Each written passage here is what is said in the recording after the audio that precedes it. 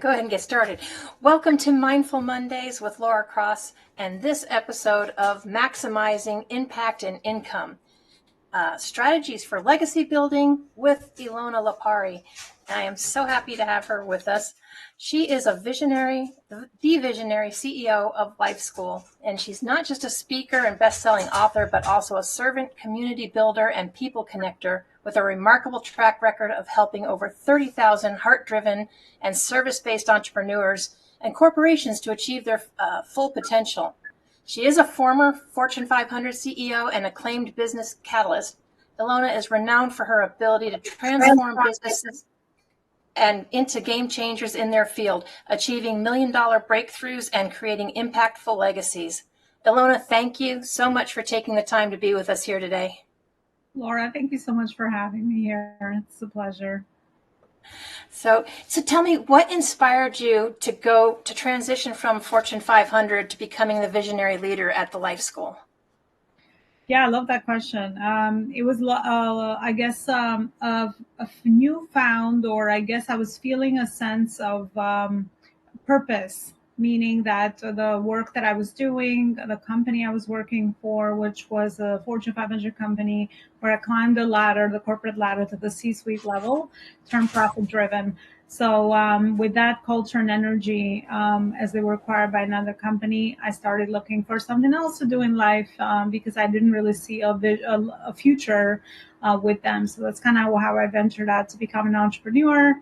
Started my journey to personal growth, started my journey to kind of aligning myself with the right people that I really felt that I could pretty much connect a few dots for myself based on where I was. I didn't know whether I was going to go back to get another 9 to 5 or just start my own venture. But the rest is history. 5 years now in the making. And I have put purpose first. And now I love the mission that I'm after, to help other entrepreneurs, much like myself, scale their purpose and profit and harmonize both, because we've always heard of those two things separately. And most people don't always understand how to connect both of those, and you can absolutely harmonize them so that you're working towards something that's meaningful towards you, while you're also creating impact in society, while you're also becoming very profitable. Yeah, absolutely. Okay. So can you share a specific success story of a business or an entrepreneur that you've worked with that experienced a significant breakthrough? Because I know you do a lot of wonderful things for people. Can you share one of those? Yeah, one of my latest clients is Andrea, and she's in the space of diversity and inclusion. And she was at the startup levels of growing her company, where obviously she didn't know how to reach the right people that she was looking to serve, what was the right messaging, what made her different in the marketplace, what were all these channels that we now have available, and how to go about building know, like, and trust, how to start growing her personal positioning and brand in the marketplace, and all those different pieces of the operations in any company that most entrepreneurs, if you have not built a business before, it's not like we're taught in school on how to do this. And a lot of entrepreneurship is also very individual, authentic, right? Because we all have our own strengths, unique sets of experiences and skills, and the different ways that we get to creatively solve problems. So putting all those things together, I was able to help her package operationally a lot of those different pieces that she needed, but also be able to focus on the right priorities as she was growing her brand, to also be able to start bringing in some high-level profitable clients for her so that she could start building her client testimonial base. And now we're moving to the scaling piece, as she already has the foundations in place and she's bringing in high-quality clients. We're looking to build another business model for her that is an ascension to what she's already doing, as she's becoming, or she's in the right position to start hiring her first couple of team members, so that now she can focus herself and her priorities in their company in the right place, so that she could, she'll be in good position to be able to scale a company to the next level. Yeah, and you made a lot of good points, because like I said, like you said, they don't teach us to be an entrepreneur.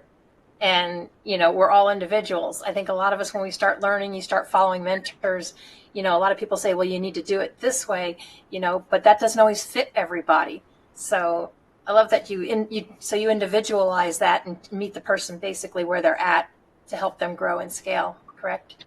Yeah, Laura, something else is also predictable phases of business growth. It's just like any result in life. When you want to get your health better in, or you want to get in shape, I mean, exercise and nutrition are always part of that process, right? Mm-hmm. So it's the same thing in business. It's always the branding, it's always the marketing, it's always the sales systems, it's always the different systems to be able to leverage and automate a lot of things that you're doing, but also build a company that's going to be living beyond yourself, right? Build an independent asset, not only to help you create more time freedom, but also so that later on you can maybe leave it as a legacy, or maybe you can sell it, or maybe you can do other things, because you never know. Our life journey is unpredictable, right? And a lot of the times we have to surrender the things that happen to us.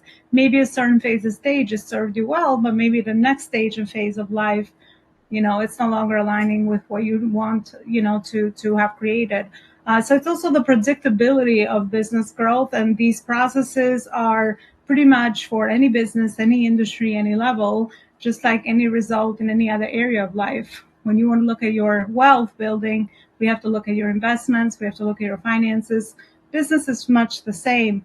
I've always been a student of fundamentals. Once I figured out, okay, how does these things connect together, then I'm able to adapt and help somebody else start to implement those in their own operations and their own companies. Yeah, and you bring up a good point about alignment. So would you maybe tell people, how do you define inner alignment and why it's crucial for businesses' growth and success? Yes, that's something that I've learned mostly as an entrepreneur, because I came to the business world with a lot of traditional business sense of like do, execute, results, KPIs, numbers, all those things. However, I'm very grateful for my journey as an entrepreneur, where it gave me time, or I guess forced me in many good ways, to go within and to figure out what I needed to, what I wanted to do as a person. Or was I uniquely leveraged? How was I going to use my experience, my gifts, the more I discovered things about myself? And how was I going to use those and then align myself with the right people and the right mentors? When we talk about inner alignment, for me, it's all about inner child work, because it's so easy to just have to build a successful business on the outside. Just like I thought early on that, success was really around the way that I looked on the outside, or the things that I had achieved, when I started to feel very unfulfilled, and I had a lot of inner conflicts. Because I hadn't figured out what are my personal values, what is my personal mission that is important to me, and what is the vision that I want to create for my life. Once you have that clarity, then you can transfer that over right into the business, because we all start as solopreneurs. And a lot of the times those are going to just be carried over to our company. And then as we grow and the company evolves and we evolve as human as well and as leaders, then of course, the more clarity we have around what we stand for, the more we can attract the right team member, can attract the right people, the right clients, the right communities, the right messaging, the right authentic way, the way that only you are designed to be able to speak about what you do, to be able to share the information based on how you see the world, how you connect your own dots. And we are so different, and intuition plays a big role in entrepreneurship as well. So helping people heal a lot of the scarcity and the ways that maybe we go about it, business, and come into business with the authenticity and also with our self full.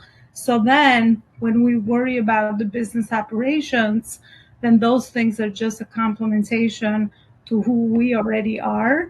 Because especially in the service space, building know, like, and trust is all about connecting with you as the person, that you are in front of us. And especially if you're going to go after an elevated market, people are very highly intuitive with all the processes of your business, right? So you want to show up as that person that you are. And the more you let go of all those fears and all those other things that are holding you down, the more you just show up for your full self, and you show up in that light that only you are uniquely designed to be able to show up as. So it just helps with all the other pieces of visibility, thought leadership, branding, leveraging know, like, and trust, all the different pieces that they all kind of connect within a healthy personal brand that also eventually transfers into a company brand. Yeah, and like you said, it helps to be to me, it helps to be yourself, because if you're trying to fill someone else's shoes and be someone else, people won't really connect with you. They connect with you more when it's authentic, it's you, like you said, and being aligned with it. I've seen people, sometimes they try to do stuff and keep, we're working in someone else's shoes, but it's not who they are. They wind up not being very successful because they're not able to connect. Exactly. And in the age of creating content and showing up and visibility, gosh, it would be miserable for you to be putting on a show or a mask if that's not really you, because this stuff is what you do every day. So it's just almost like living a misery. So I just can't see that happening. Things are so much more easier without talking about this, and also in the spiritual sense of the attraction of who we attract, but more in the, let's say, logical part of, let's call it a business operation, go into other people's podcasts, sharing, with other people's audiences, showing up for our content, showing up for our offers, showing up for all the things that we set up. I just couldn't imagine if I just couldn't be who I am and I would have to worry about every single thing. And I think that's where actually personal growth is the most transformational. Yeah. So what strategies do you recommend for small business owners, especially when they're looking to increase profits and reduce stress simultaneously? Or do you Yeah. think that's even possible? Some people don't think that's even possible. Well, I mean, it's possible if you're purposeful and intentional. I love the title of your show, Mindful Mind Mondays, because for me, mindfulness is what I mean with purpose, meaning that if you are clear about the activities that you need to focus on at the certain phase and stage of your startup or of your business journey, then you can be mindful and intentional. You don't have to work hard. You just work smart, because you know those activities are going to do two things. And usually what I focus my startup businesses in is building their brand, but also creating cash flow, because we have to be able to create the second piece. Otherwise, how long can we go about building our brand, which might also take time? There's a lot of activities in business which are done for the longevity of the growing of the business, and also a lot of activities that we do to increase cash flow. So it starts with a business model. A lot of small businesses don't have the right business model priced correctly for their revenue goals. So that's actually what I've seen as the main pain point. They're charging too low, and they need a lot of clients to be able to be profitable with that business model. It's usually the reverse. The more niche and the more high quality and the higher the price and the higher the transformation you can provide at the beginning stages of your business as you build all the other pieces, that would be the smart way to work, because then you also can test your process out. We probably hear about product market fit. When you're at the beginning, you don't even have an established business yet. You don't even know that what you have actually creates results. So you're also testing things.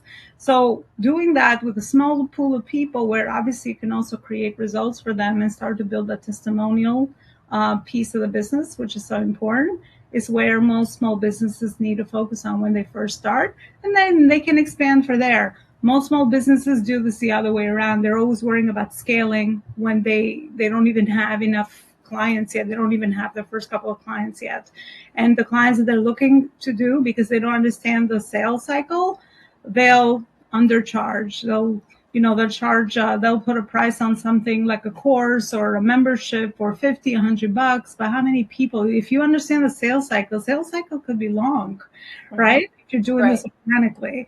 So if you're only focusing on that small price point of a business model, then you're going to need a lot of clients to fill your pipeline at all times. And you're the only solopreneur in the making. So you don't have any sales force. You don't have any other things in place. So your time and energy is valuable. So at the beginning, you got to focus it very intentionally with focusing more on quality than quantity. Quantity is later when you're at the next phase of scaling. Yeah, I think sometimes, like you said, people do like the reverse. Now, maybe you can clarify for everybody, because I've heard it a different way. How do you define branding? Branding is all about, what do you stand for? What is your unique creative way to solve a unique problem, and how does that problem contribute towards others? So what is that experience that somebody goes through for you to uniquely be positioned to solve a specific pain point? So it's the entire experience of building trust, of serving, and of connecting your product or your service to the bigger why or the bigger purpose of why you exist, and how that actually adds value in other people's lives. So I have a question for you, because I know you are very busy and you do a lot. And obviously, yes, you niche down, you walk the talk, but how do you balance the billion-dollar corporate strategies with the agility of online marketing in your consulting approach? So it's really having the awareness of how big companies operate and just breaking down the process for smaller companies. That's all it is. All those bigger companies were small one day. Every big company starts small. So understanding, being a pretty much a scientist, like it's an art and a science, but this is what I'm uniquely gifted to also do, right? This is also around my experience and also the abilities that I built over time, but just being able to look at the processes, like how do big companies operate and how does a small company operate, and where is the gap between a small company that wants to get to that level, and what can we learn from those bigger companies that we can apply to the small, tiny companies as we build bridges to get them to expand and scale. So that's kind of how I see it. And that's how I've always been an observant and a student of bigger companies that I work for or small company. And then once you do something for over 20 years, you start to see patterns. And then you're like, oh, okay, so things work like that. And here's the things, this is what people need to get to a certain result. And then you start to put processes in place, and that's actually how you could scale. So for me, it's really, I've been blessed to be able to work for a big corporation because I was so close to the decision-making space and I could see how everything operated. So that gave me a lot of wisdom when I went out to build my own thing, but also now that I help small to medium-sized businesses kind of put in place a lot of those structures that bigger companies utilize, because there's no way you could survive unless you actually, or scale, unless you put some processes in place. There's no human way, unless obviously AI now has changed the game. There's a lot of things we can automate. However, that's still the way that they're being able to, bigger companies are able to scale. Yeah, and like you said, I think we forget that sometimes, is everybody started somewhere and they started out small, because sometimes it's like you just want to get to the end, but like you said, there's a process that you have to put in place, to get there. It doesn't happen overnight either. Absolutely not. Not overnight. Nothing happens overnight. However, that's why I love the industry of coaching, consulting, anything where the education is there and people understand the big picture, the strategy of what needs to be done, because then you can make very effective decisions on where to invest, who to bring on board, who do you need next, what are you focusing on. That becomes so much easier once you understand that bigger roadmap of where you're going. Yeah, absolutely. Well, I know we have a lot more to cover because I know you've got some great advice, especially to give aspiring entrepreneurs, but we need to take a quick break from a word from our sponsors, and we will be right back.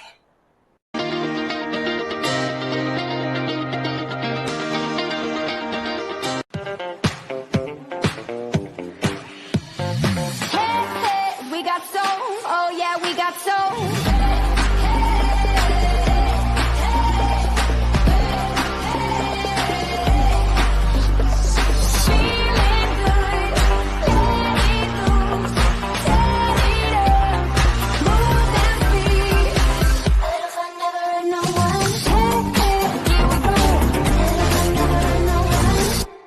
Hi, I'm Bobby Aldridge with BAM Metrics. There are so many programs out there that measure your swing speed, sets, reps, your BMI, your body fat, but the one thing they're not measuring that's so essential is mobility. Mobility is the key. If you're measuring your mobility, your performance will get better and you will reduce your pain. I created BAM Metrics to make it easy for people to repeat the exercises so they could do it properly at home on their own. It's simple, it's easy to do, and from a senior to a pro athlete,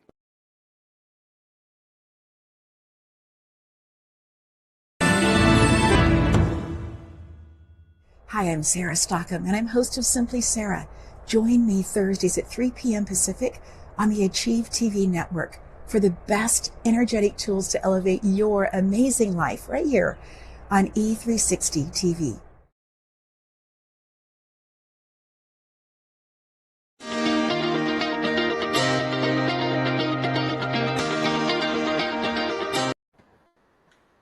So, Elona, what advice would you give to aspiring entrepreneurs? They're looking to build a purpose-driven business but have a lasting impact. Well, understand how to do it. Understand the fundamentals. Understand again, what is their business model that aligns with them? Are they pricing their business model correctly for their goals? How to go about utilizing all these channels that we now have available to build know, like, and trust with their ideal prospect journey, right? And understanding the right steps to having a prospect journey so that they can build know, like, and trust and be able to serve people as clients. And then having a very specific customer journey when people come to you and you're able to create results for them. What is the customer journey, and how is it that those customers or clients are able to support your business and further refer other people to you, as those are really the two main fundamentals or journeys in any company or in any business. And stay very clear on the right activities that you're working towards. I know, especially at the beginning of our businesses, I've been guilty of consuming so much content, going after so many shiny objects syndromes, and doing too many things because obviously I didn't know what I know now. But that's why I say that having the right information knowledge as the CEO and the owner is, once you know that, then you can make the right decisions. So, of course, getting somebody that has done this before would help because they focus you, and they can, they can coach you through the right steps or consult you through the right steps that you need to take. As you keep in mind the bigger business strategy, but also the daily operational steps that are needed, whether you're just the solopreneur and then you're ready to make that next investment decision to start bringing in people to support you. Those are really the fundamentals of any business. And of course, people overheard the messaging piece. Know your market. What is the pain point you solve? What is the main result you're able to provide? Those are still true. So that's in the messaging piece. Positioning yourself well also as a thought leader in your industry. Those are all great things because it helps with the know, like, and trust. It's all the investment that you're making in your personal brand so that later on you can also grow into your company brand. But that would be some of the, I guess, foundational pieces that are just coming out for me right now based on your question. Yeah, and I think we're all guilty of the shiny object syndrome.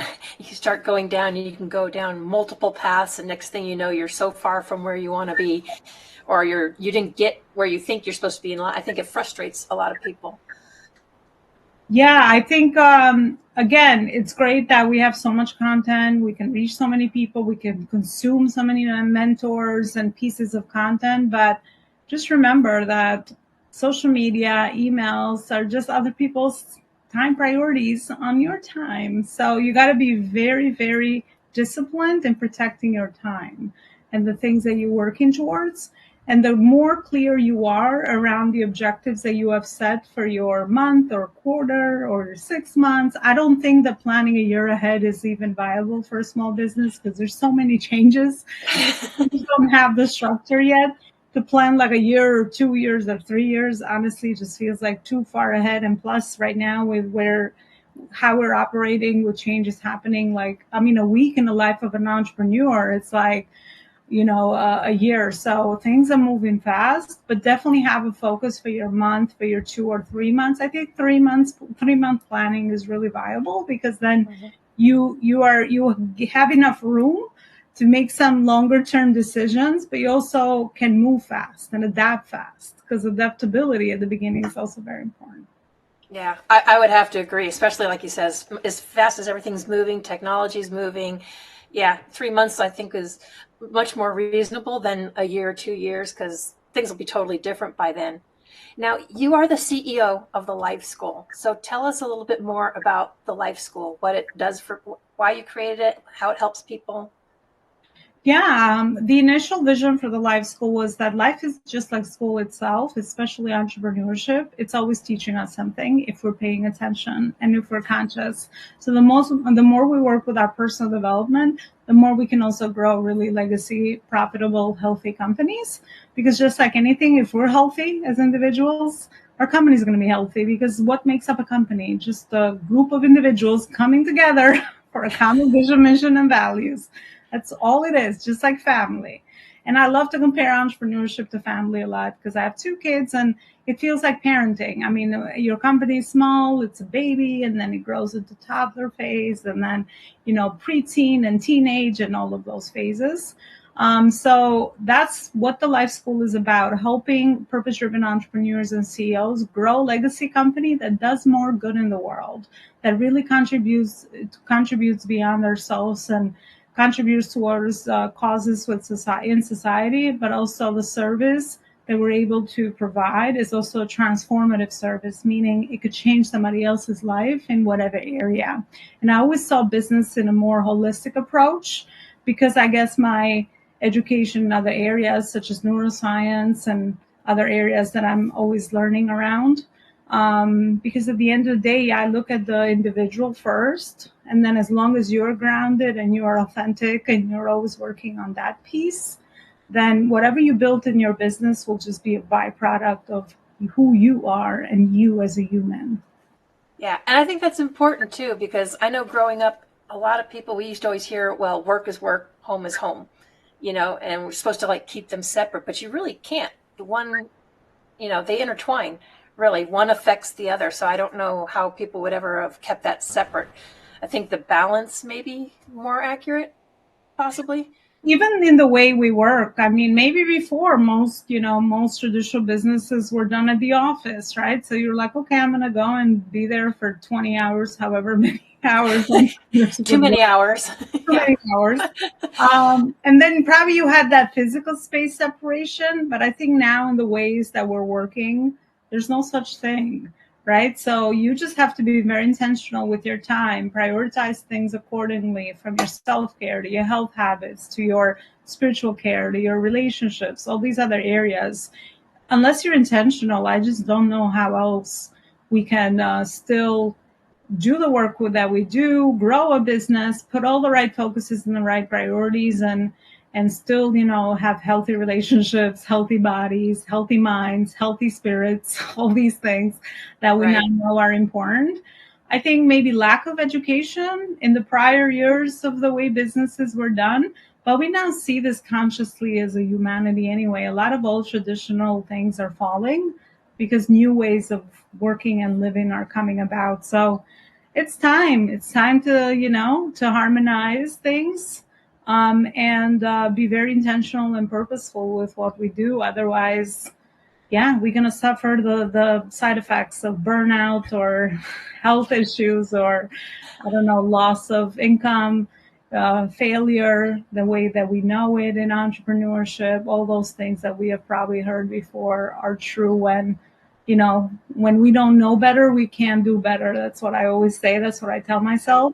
So let's educate ourselves, learn from everybody. I love people's experiences because to me, if I can learn from Laura's, if you have learned something from your experience and you can save me a decade of trying to do it on my own, then you are very, very valuable to me, and vice versa. Maybe there's something that I've learned that maybe I can share. So that's why my whole Life School, beyond the consulting and the fractional COO and HR work, I also do lots of speaking events because I like to bring people together to share their experiences, their expertise, what they've learned. Because traditionally, looking back at history as humans without the use of tech, this is how we've been able to help each other and connect, genuinely connect, just share what we know, help each other out, and then look for ways to further collaborate or find ways to be able to be of value to one another. So just looking at those fundamentals, I apply them everywhere. Yeah, connection and collaboration, I think, is huge because, I mean, like you said, you get different perspectives, you get that connection. We've gotten so used to connecting through Zoom, but I still think it's important to connect in person as well. Now, you cultivate and maintain a community, though, of like over 30,000 heart-led entrepreneur visionaries. So what do you do to kind of like keep yourself grounded and in the space you need to be to do all that? Well, I have a team. I have team and systems in place. There's no way that I'm doing it on my own anymore. However, what community means to me, Laura, is really what I said before, being of service. I'm always in tune with the people that I work or serve or help, so that I figure out what are their issues, what are their pain points, what are they looking for. And then eventually I build resources and connect people together to support. So in a nutshell, that's really what community is to me. Getting people together. I think I'm very strong with who I am and what I'm about. And as long as that is there, then I'm very grateful that I always attract amazing people that are into personal development, but also want to build profitable and healthy companies. But they want to do it in more of the harmonized way, not just the traditional ways that we probably have learned to build businesses, but also harmonizing a lot of the intuition, a lot of the service piece, a lot of the inner work, and all these pieces that are important. So, yeah, it's just bringing people together for a common vision, mission, and common set of values. Yeah, I agree with you. To me, that's most important too, with the harmony. Now, you have a YouTube channel, right, that people can go to. So what can they expect from the YouTube channel that you do? I mean, because you provide resources, a lot of amazing resources for people, and I believe that was one of them. Yeah, they can check out my show as well. My podcast is also streamed on YouTube Live, and I bring on a lot of amazing guests that do just that, back to what we were talking about, bring in their expertise, knowledge, and experience for you to be able to connect a few dots in that specific area or connect with each other. I always encourage people to connect with one another. I also share lots of free content around the work that I do. Very consistently, I do a solo show every Wednesday, so they can expect new content that will absolutely be useful to them inside the channel as well. And those are some of the main things that are happening in there. And then you also have your website, right? Yeah. On the website, it's called elonaloparicoaching.com, and it's pretty much my hub for resources and a lot of the things that I do, which seems like, a lot of different things, but all it's within the same thing. So they'll find free resources, a free masterclass where I've connected a lot of those different dots that I mentioned here and went in depth with what is it that people need to be able to grow a business that is self-sustained. So that could be probably a resource that could be attractive to some of the people in your audience here, and they'll find that on the website. Absolutely. So in your experience, what are the common challenges that are faced by businesses when it comes to branding and marketing effectively? Lack of consistency with sales and clients. That's a big pain point for most businesses. And then the other piece is being seen, right? Standing out from their competition. And then the other one is running out of capacity, staying small, sometimes unconsciously, sometimes consciously, because you don't know what else you need to grow beyond a certain level. So hitting a certain ceiling and then staying there, or obviously breaking through and getting to the next level. Those are three of the top pain points that I've seen. Do you have any tips for people of what to do? Because I know you and I talked about it a little bit, because when you're trying to get visible, then all of a sudden you seem to have a bunch of people, hitting you up about SEO and everything else. Is that something you normally concern yourself with out the gate? So when it comes to marketing or the sales piece that we talked about, getting enough consistent sales and clients, I always go with organic first, meaning all the free ways that we're able to reach our potential clients, right? If we already have that clarity on who we serve, how we serve them, and all the things, then utilize all the free channels that we have available to be able to build know, like, and trust within those organic ways. So that's what I recommend first. So once all of those are in place, then we could take a look at other things that we could do, whether it's SEO, we could start running ads, on all the different platforms and the offers that we have, because then you'll have enough of the revenue that you've already generated so that you are able to do that. But at the end of the day, I hate the word lead generation because I don't want to be seen as a lead. I like to be seen as a person, as a human. But it's all about having an ecosystem of organic relationships that already know, like, and trust you, that now we can move them into the next phases of serving them at the highest level, which is turning them into clients and then having a rinse and repeat process for that. And then once that is in place, then we can take a lot of that revenue, pay ourselves first, because most entrepreneurs are don't do that. feeding themselves first. They'll go feed everybody else, like a good mom. You know, you're always worrying about the kids or other people that are in service to you. Help yourself first, pay yourself first, take care of your family first, and then percent of that you can reinvest it back in all these other ways to be able to grow, which are SEO, ads, maybe funnels, all the other ways that we probably have heard of as far as paid traffic, it's called in marketing. We pay the traffic to get to the people that we want to serve, or we put in time and we do it in organic ways. Most people start there.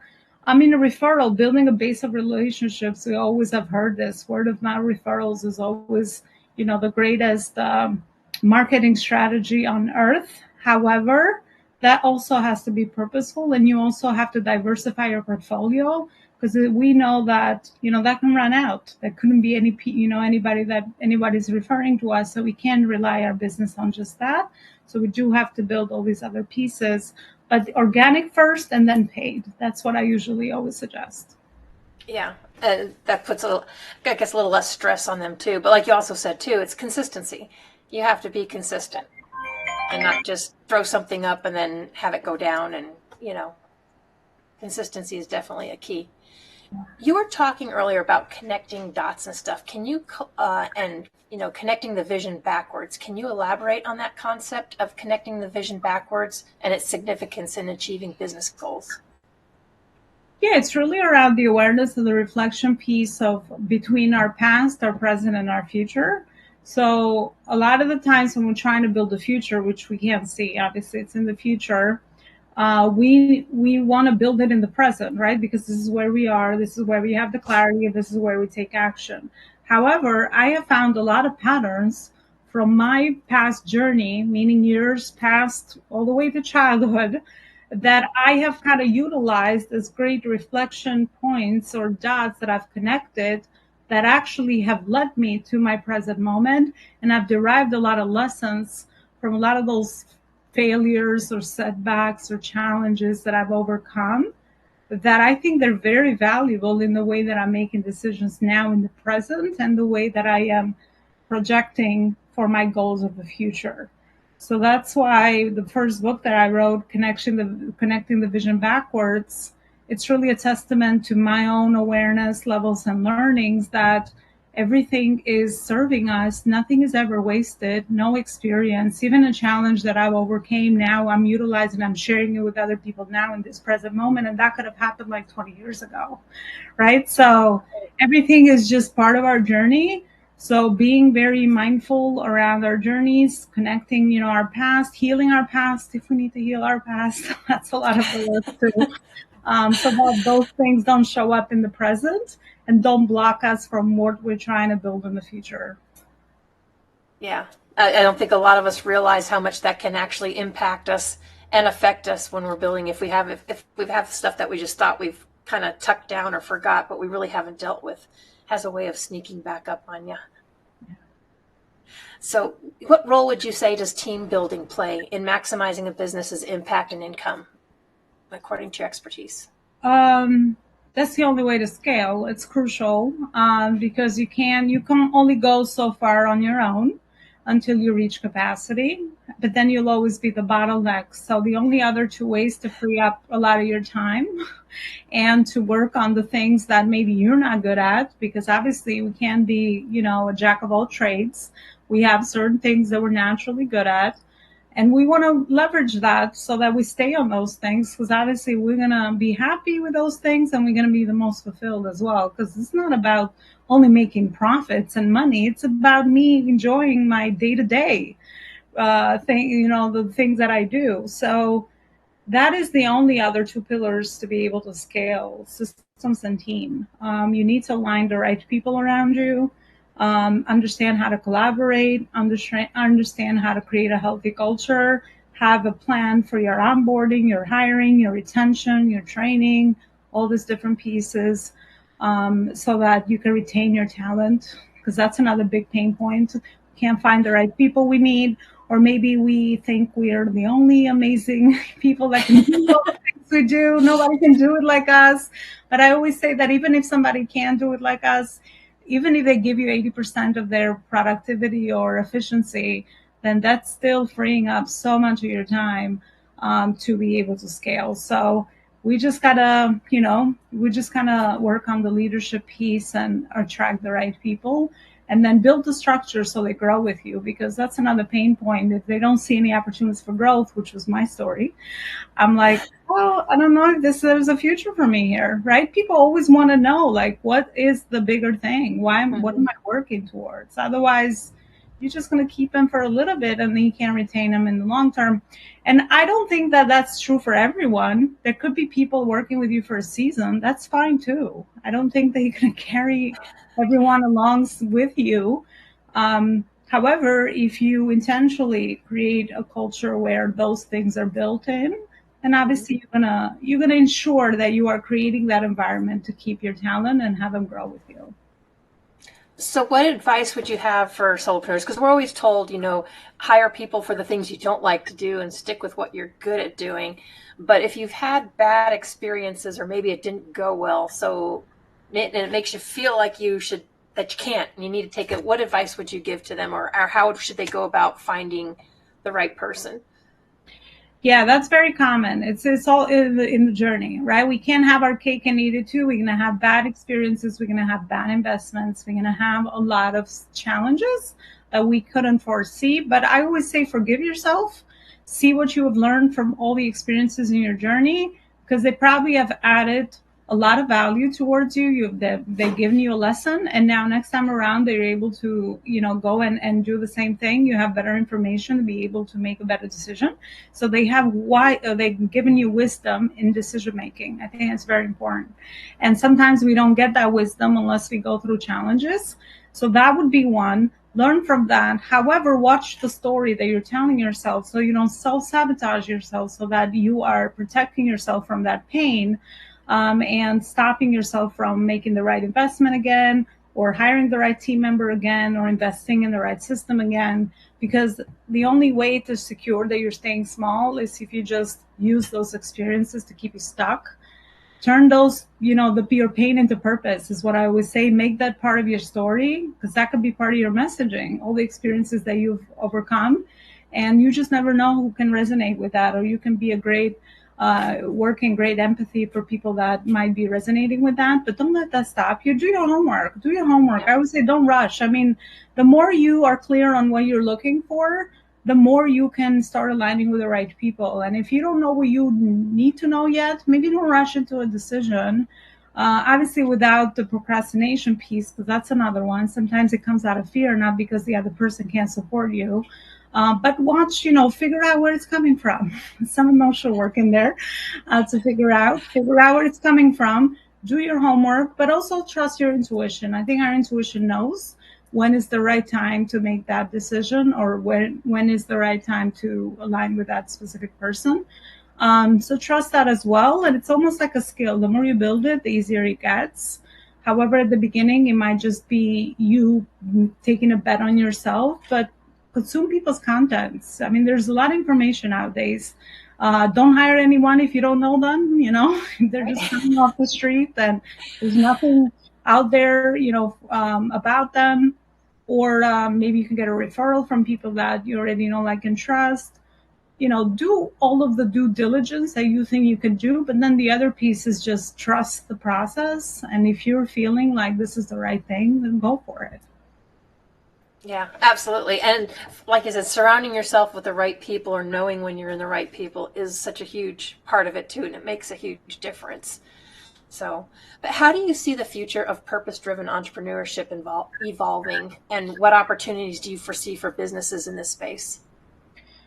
I see a lot more people becoming purpose aware, a lot more companies and leaders becoming purpose and conscious aware, because this is going to be the new way we live and work. We, all of us, want to do work we love. We all want to be creative. And actually, these are the new skills that we need anyway. Anything that's been operational or like systematized, tech can do it. So the new ways of working, it's all about using our creativity, nourishing our mind, our body, our spirit, getting more information around all these other how these concepts work. And then just whatever you're doing, do it in service towards others while serving yourself first. And I think we just follow those fundamentals, whatever it is for you. Follow the intuition. If you're attracted towards certain people or certain things, there's a reason why. It's part of your soul's path. So pay attention to that and lean on those things, even though they might seem out of this world, right? Because a lot of new things sometimes, because we don't know, about them yet, might seem woo-woo, or we can preach them as people, right? I've done it. I'm like, I don't know how this works. I don't know how I can apply this. So I've been, I've judged the situation, and more education, less judgment. Always be a life student, always be learning and growing, and make that part of your, activities that you do daily. And then, start connecting those dots intuitively. You can do it. We all have the intuition as part of our very important skill. However, again, just like entrepreneurship, nobody taught us how to do it, because nobody wanted us to be so aware and so educated, because then they couldn't, influence us or keep them under their control. But that's a whole other topic. Yeah, I know. We were never taught to like connect or necessarily, know that we have intuition and that, you should follow it, which is a big part. Like I said, that's a whole nother topic, but it's a huge part as well. So what is some of the best, or how do you normally work with people, or how do you work with people? What's the best way for them to contact you, and who do you work with? Yeah, so I have 3 containers of how they can work with me, whether it's my private consulting work or fractional work. That's one way. The other one is through my program, which is like the playbook hub of how to grow business with support. And then the third is the community. So they can join the community where I match people. I connect them together, and I connect them to speaking opportunities and access to other audiences. So those are the 3 ways that they can work with me. Yeah, and I know you have a lot of people that you can connect people with as well. You've connected some to me that were just, outstanding people. We turned out to be a really good fit. So again, like you said, you're intuitive. You kind of knew after we talked. And so, yeah, anyone trying to connect, I think you're definitely a wonderful resource for that and for growing and scaling their business. Absolutely. Thank you. So what is at least one thing that you want to make sure people take away from this? Know that there is support, trust their decision-making abilities, do their homework, and be a lifelong student. Those are some of the things that I apply and rinse and repeat in my own life. And they have served me well, so I hope that they'll do the same for anyone listening. Yeah. So we have a few minutes left. Are you adding, or what is on the horizon for you and life school? I'm always gonna keep growing and evolving. I don't see any other way, because personal growth has been that personal value that's important to me, and that of course is always going to transfer into the business and on what I do. So I'm currently working on expanding my nonprofit foundation with this mission to support youth and women in toxic environments, whether they're in mental health affected by that or domestic abuse. So that's something that I am working alongside my company as well. And then with my company's always the scaling piece, growing the community further, hiring, supporting, getting the right people aligned, setting up some really great strategic partnerships. I value relationships as a human, as a person. So for me, it's always about creating win-wins being creative on how to collaborate. So that's what I'm focusing on for this year as well. And a lot of the speaking. I love the speaking side. I love to be able to share what I know with people in a very organic, authentic way. So that's another thing that I'm also focusing on as part of the where I'm heading in the very near future. So is your nonprofit established now, or that's something you're building? It's established, yes. It is established. Okay. Mm-hmm. Wonderful.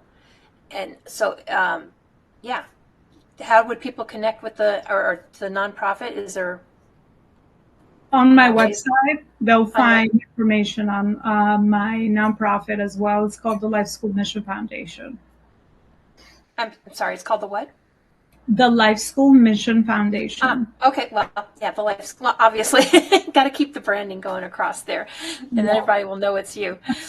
But Elona, you are such a wealth of knowledge and information, and I am so happy that you were able to join us today and share that with everybody. I want to thank you so much for being with us today.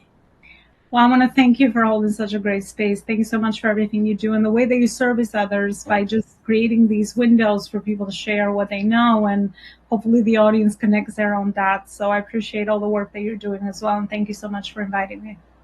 Thank you. And I will tell you, if you have trouble connecting those dots, or you're looking at getting into business for yourself, or you're just stuck or struggling, you definitely want to reach out to Elona. She is a wealth of knowledge, as you can see, and she's got a lot of information. She's got a lot of expertise in it, been 20 plus years. So yeah, definitely reach out to her. But thank you all for joining us, and we will see you next week on Mindful Mondays with Laura Cross. Enjoy the rest of your week. Bye.